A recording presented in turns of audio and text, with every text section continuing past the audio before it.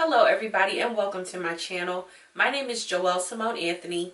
I'm also known as the Grave Woman, and in this week's installment of Death at the Movies, we will be discussing the extremely powerful and moving movie If Beale Street Could Talk.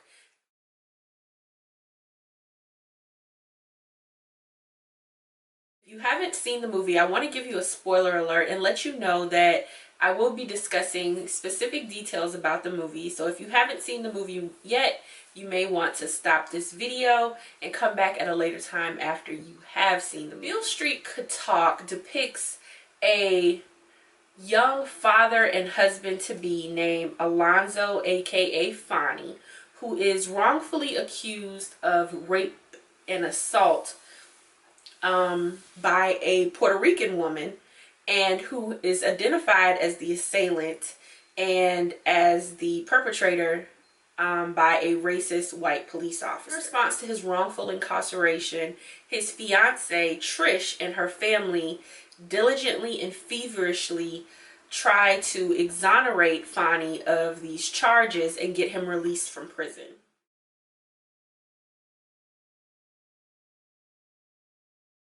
What I found interesting about this movie and what I walked away taking from it were the two types of grief that we're going to discuss in this video, which were the grief suffered by those experiencing the loss of a loved one due to incarceration, specifically in the Black family unit.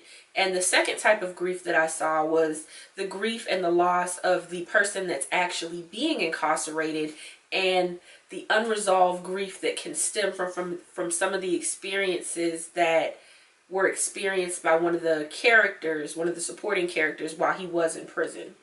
Now, the first character that we're going to talk a little bit about is named Daniel. Daniel is actually Fonnie's friend, who he runs into one day when he's downtown, and unbeknownst to Fonnie, Daniel is recently released from prison. So Daniel's at Fonnie's house and Trish is there making them a meal, and while they're talking, Daniel is describing to Fonnie some of the experiences that he had when he was in prison. Describing some of the horrific and just unimaginable experiences that he had in prison, specifically dealing with some of the white prison guards and other men in prison. And he explains to Fonnie that he was accused of stealing a car, but when he was arrested, he had a very small amount of marijuana on him, and due to the fact that he was a colored man who had been arrested, he was basically forced into a situation where he had to take a plea deal and plead guilty to the lesser charge of possession of an illegal substance, which was marijuana, and in order to forego spending a much longer period of time in prison. And I'm not very familiar with, the prison system, but one thing that I do know is that this is something that has happened, in the past and continues to happen to a lot of specifically young Black men, where they're arrested on one charge that they may or may not be guilty of, but instead of being given a fair opportunity to go through the justice system, a lot of them are put in situations where they're forced to take plea deals, which still results in them taking or having to serve a significant yet shorter amount of time in prison. So during his conversation, he lets Fonnie know, I just got out of prison. I've been out for 5 months, and it's just been really hard for me to adjust. And that, to me, and the experience that he described and the way that he described it, and then seeing his body language, hearing the fear coming out of his, in what he's saying, it reminded me of unresolved grief. And a part of him has died.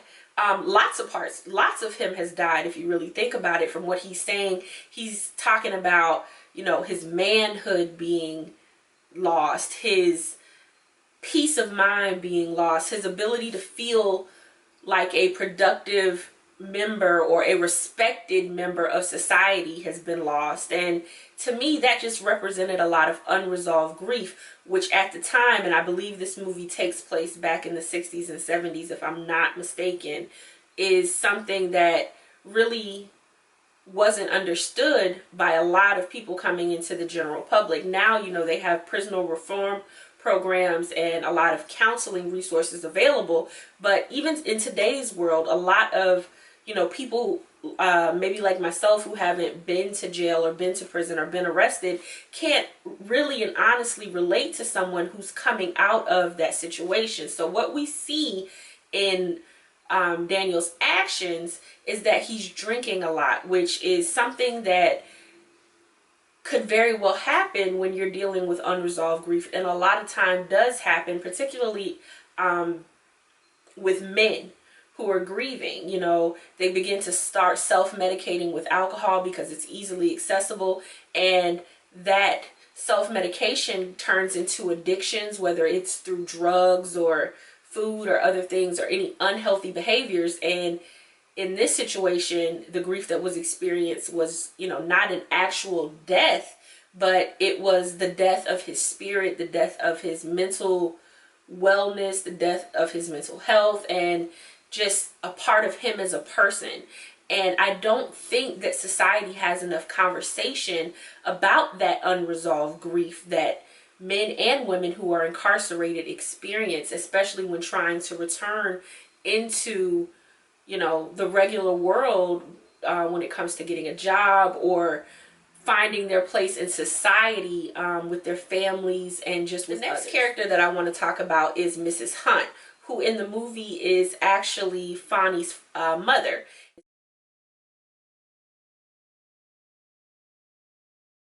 And we see from the time that she enters the room that she has just a chip on her shoulder. She kind of thinks she's better than the other people in the room. And a lot of this stems from her religious beliefs. And the reason I want to talk about her is because a lot of times, particularly in the African American community, religion is something that many of us cling to. Religion and our spiritual beliefs is something that many of us cling to get us through difficult times. In her situation, she is not grieving the death of her son, but she's grieving the loss of her son to the penal system. And she is making comments that, in my opinion, reflect that she thinks she's dealing with things the right way by clinging to her religious and spiritual beliefs, and isn't opening her mind or her thought process to the fact that others, such as Fonny's fiance, Fonny's sisters, Fonny's father, and Fonny's fiance's family, may be dealing with things differently, that don't necessarily share, you know, they might not share her religious or spiritual beliefs, but that doesn't mean that they're dealing with the situation wrong. And I bring this up because a lot of times, particularly in the African American community, we feel as if someone isn't being expressively religious or, you know, dealing with grief through prayer or going through the grief process and managing grief with prayer or going to church or just being religious, then they're doing it the wrong way. And we tend to dismiss the fact that other people deal with things differently, and they may deal with things in a way that does not reflect the same beliefs that we share spiritually. Another reason I bring this up is because something that I've noticed working with the deceased, and particularly their families, is that regardless of the race, religion, sexuality, or anything like that, we all seem to have a common belief when someone dies or when we're dealing with a situation that stirs up feelings of loss and grief within us. And whether that is a religious similarity or a spiritual similarity, I'm not sure, but we all look to a higher power, and we all express our relationship with that higher power in so many diverse and different ways. So just seeing her in the movie, she came across very judgmental and very just impractical. and she was not relating with anyone outside of her immediate circle. And you even see the tension between she and her husband, because she feels as if he's dealing with things in a worldly way when he should be dealing with things in a spiritual or religious way. And it created such tension between them that he ended up smacking her. Regardless of the fact that she was just a nasty person, I think that that really had a lot to do with it. He had just had enough. And I bring up her as a warning and almost a teachable point for those who are very religious and are very spiritual in the way that they deal with situations. Just because that's the way that you grieve, or the way that you handle difficulty, or the way that you are familiar with managing or coping with stress, don't discredit the emotions or the experience that others around you may be having, because it could create an adverse reaction that you really don't want, such as making others feel detached or isolated or non-included in what's going on. So she was a very interesting character to me. The last character that I want to discuss is Mr. Rivers, who is actually Trish, Fonny's fiance's father.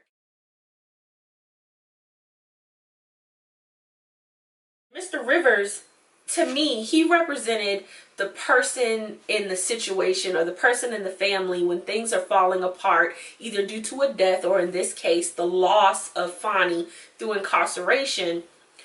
He was the person that just said, you know what, this is the situation at hand. We have to figure out how to handle it. We can't stop and fall apart. We can't stop and, you know, just let things go because this has happened. We have to use our resources. We have to use what we're familiar with. We have to use the things that we know and that we have access to right now to create or contribute to creating the results that we want. And that to me represents the strong person who is 9 out of 10 chances responsible for making the arrangements and trying to keep the family together. But at the same time, they're also the person that may need the most support, unbeknownst to everyone around them, because they're coming off so strong. And what I admired most about him, and I actually was going back and forth about what character to go into last, and a friend of mine helped me actually select him. And what she said was that she liked the way that he handled the news of the pregnancy.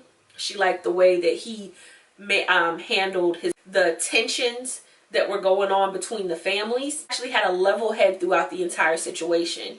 And if you've ever gone through a situation, whether it be a legal situation, or like we talk about a lot on this channel, a situation where someone has passed away and a lot of decisions have to be made at one time, in a very short amount of time, it's always good to have someone around who's level-headed, who's going to look at things objectively, who's not going to be judgmental, and who's going to be able to somewhat put their emotions to the side and think logically. But it's also important to have that balance between being logical and balancing your emotions in a healthy way. My name is Joelle Simone Anthony. I'm also known as the Grave Woman. I want to thank you for watching and encourage you to subscribe if you haven't already. Stay tuned for more weekly updates to Death at the Movies.